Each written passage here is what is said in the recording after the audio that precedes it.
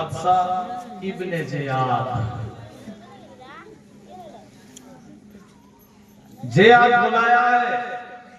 हजरत इमाम मुस्लिम को भेजा गया था। हजरत इमाम मुस्लिम कुफा के तरफ से चिट्ठी लिखा है, भाई हुसैन आप अकेले मक्का या मदीने में मत रहिए, आप आ जाइए कुफा। शहर कुफा कहाँ है?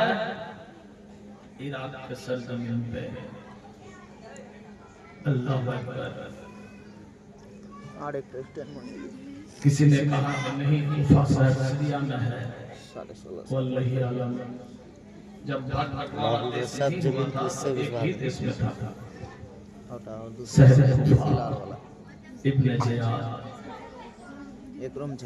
हजरत इमाम हुसैन सबको कहने लगे कि चिट्ठी आ गया है, एक नहीं, दो नहीं, तीन नहीं, पांच नहीं, 150 चिट्ठी आया।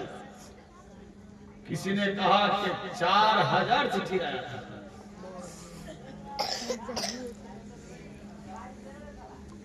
वीडियो ठीक है। 150 चिट्ठी आया। चिट्ठी में देख रहा है कि अस्सलाम वालेकुम या हुसैन भाईजान আপনার জন্য গোটা কুফা শহর বেকার। এখানকার বাদশা ইবনে জিয়াদ আপনার কাছে বাইয়াত হতে চায়। সুবহানাল্লাহ। এখানকার লোকেরা একটাই কথা তাদের মুখে শুধু হাই হুসাইন হাই হুসাইন হাই হুসাইন। ইমাম হুসাইন সবার সঙ্গে আলোচনা করলেন, চলো শহরে কুফা जाना है। कौन कौन जाओगे? औरत मर्द छोटा बड़ा सब मिला करके बहुत कम। कोई किताब में है कि 313, कोई किताब में है 250, कोई किताब में है 400। वल्लाही आलम। लेकिन सबसे छोटी बेटीर नाम छिलो सोबरा।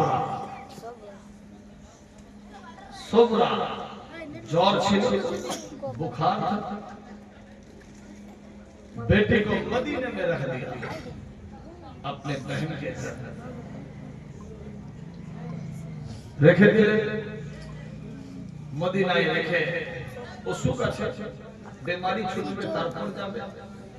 আমরা আগে গিয়ে দেখি হাবভাব ছোট বড় সবাইকে নিয়ে হযরত ইমাম হুসাইন চললেন নানার রওজা পাকে। নানা নানা রওজা পাকে। নানা মুহররমের চাঁদের 2 তারিখ মক্কা থেকে আসলাম, আজকে মুহররমের 5 তারিখ। নানা 3 দিনের রাস্তা মক্কা থেকে মদিনা, উটের উপরে, ঘোড়ার উপরে। और ऐसे 450 किलोमीटर है मक्का से मदीना के रास्ता बस से। नाना আমি চলে যাচ্ছি কুফা শহরে। কুফার বাদশা ইবনে জিয়াদ ডেকেছে। মন ভালো নাই, ভাই ভাই হাসানকে এরা বিস্মান করে মেরে দিয়েছে। এদিন নামাজ হারামের নজর কখন পড়ে যাবে আমার উপরে। কুফার বাদশা ইবনে জিয়াদ ডাকছেন, নানা গো আমি চললাম। ওইদিকে ইমাম মুসলিমের সঙ্গে যুদ্ধ চলছে, এই খবর কিন্তু ইমাম হোসেন জানে না।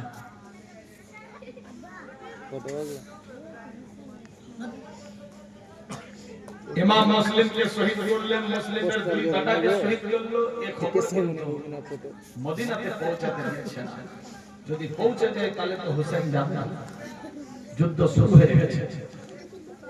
হোসেন রওনা দিয়েছে, রাস্তায় চলছে, তারপর আরেকটা সময় ওদিকে যুদ্ধ শুরু হচ্ছে। ডাইরেক্ট মহা সিস্টেম। আল্লাহর হাবিবের নামাজ হযরত ইমাম হুসাইন নানার রওজা পাকে গিয়ে আওয়াজ তুললেন, কি আছে নসিবে যেতে হবে কুফাতে, আসবো না আর ফিরে। নানা কি আছে নসিবে যেতে হবে কুফাতে, আসবো না আর ফিরে। খুশি মনে দে বিদায় আমি যাব যে কুফায় দে বিদায় আমি যাব যে কুফায় আসবো না আর ফিরে না না খুশি মনে বিদায় দাও আমার সুবহানাল্লাহ সুবহানাল্লাহ খুশি মনে বিদায় দাও আমার নানা রওজা পাকে সেলুট সালাম জানিয়ে আহারে দয়ার হাবিবের নাতি হযরত ইমাম হুসাইন দুলদুলের উপরে উঠলেন দুলদুল ঘোড়া উপরে উঠলেন পেছন দিকে সমস্ত লোকেরা আছে ইমাম হুসাইনের ঘোড়া আগে আগে চলছে ইমাম হুসাইন বললেন শোনো আজকে মুহররমের 5 তারিখ 3 দিনের রাস্তা আমরা গিয়ে পৌঁছে যাব 8 তারিখে কোথায় পৌঁছাবে কুফা শহরে এই 3 দিনের জন্য খাবার দাবার সঙ্গে নিয়ে নাও যখন কুফাতে পৌঁছে যাব ওখানে গেলে তো খাওয়া দাওয়া ইত্যাদি সব সেটিং ফেটিং হয়ে যাবে আর ওখানকার লোক তো এমনিতেই সবাই আমার দিওয়ানা 3 দিনের জন্য আসবাবপত্র খাবার দাবার সব বেঁধে নাও সবাই খাবার দাবার ছোট ইত্যাদি সব বেঁধে নিলেন ইমাম হুসাইনের সঙ্গে রওনা হয়ে গেল